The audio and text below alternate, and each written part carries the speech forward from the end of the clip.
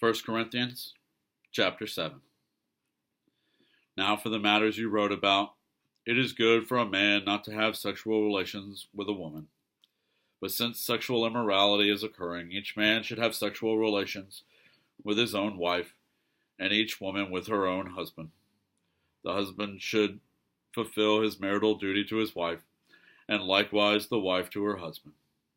The wife does not have authority over her own body, but yields it to her husband.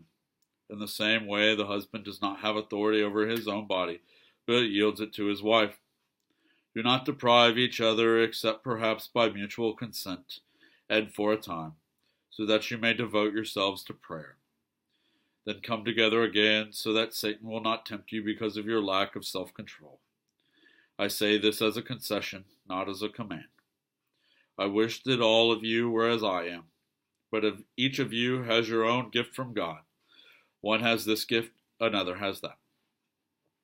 Now to the unmarried and the widows I said, it is good for them to stay unmarried as I do.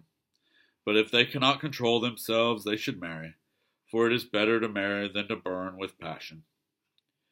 To the married I give this command, not I, but the Lord. A wife must not separate from her husband, but if she does, she must remain unmarried or else be reconciled to her husband. And a husband must not divorce his wife. To the rest I say this, I, not the Lord. If any brother has a wife who is not a believer, and she is willing to live with him, he must not divorce her. And if a woman has a husband who is not a believer, and he is willing to live with her, she must not divorce him.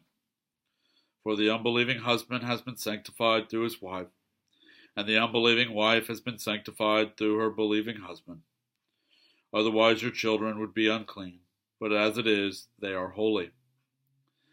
But if the unbeliever leaves, let it be so. The brother or the sister is not bound in such circumstances. God has called us to live in peace. How do you know, wife, whether you will save your husband? Or how do you know, husband, whether you will save your wife?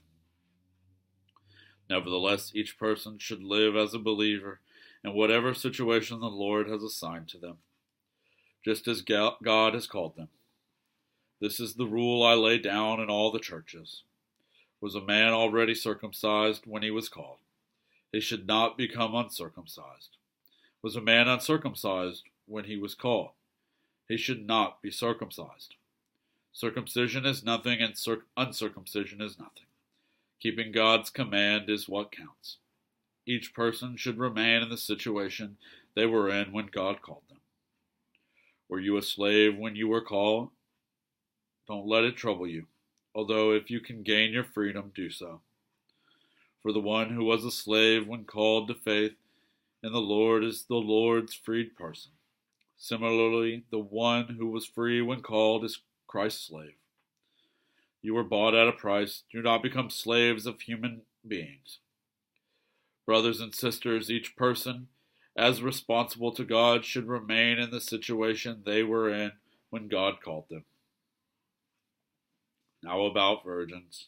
I have no command from the Lord, but I give a judgment as one who by the Lord's mercy is trustworthy. Because of the present crisis, I think that it is good for a man to remain as he is. Are you pledged to a woman?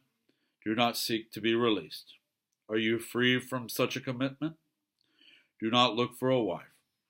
But if you do marry, you have not sinned. And if a virgin marries, she has not sinned. But those who marry will face many troubles in this life, and I want to spare you this. What I mean, brothers and sisters, is that the time is short. From now on, those who have wives should live as if they do not. Those who mourn as if they did not. Those who are happy as if they were not. Those who buy something as if it were not theirs to keep. Those who use the things of this world as if not engrossed in them. For this world in its present form is passing away. I would like you to be free from concern. An unmarried man is concerned about the Lord's affairs, how he can please the Lord. But a married man is concerned about the affairs of this world, how he can please his wife, and his interests are divided. An unmarried woman or virgin is concerned about the Lord's affairs. Her aim is to be devoted to the Lord in both body and spirit. But a married woman is concerned about the affairs of this world, how she can please her husband. I am saying this for your own good, not to restrict you, but that you may live in a right way in undivided devotion to the Lord. If anyone is worried that he might not be acting honorably toward the virgin he is engaged to, and if his passions are too strong and he feels he ought to marry, he should do as he wants. He is not sinning. They should get married. But the man who has settled the matter in his own mind, who is under no compulsion but has control over his own will, and who has made up his mind not to marry the virgin, this man also does the right thing. So then he who marries the virgin does right, but he who does not marry her does better. A woman is bound to her husband as long as he lives, but if her husband dies, she is free to marry anyone she wishes. But he must belong to the Lord.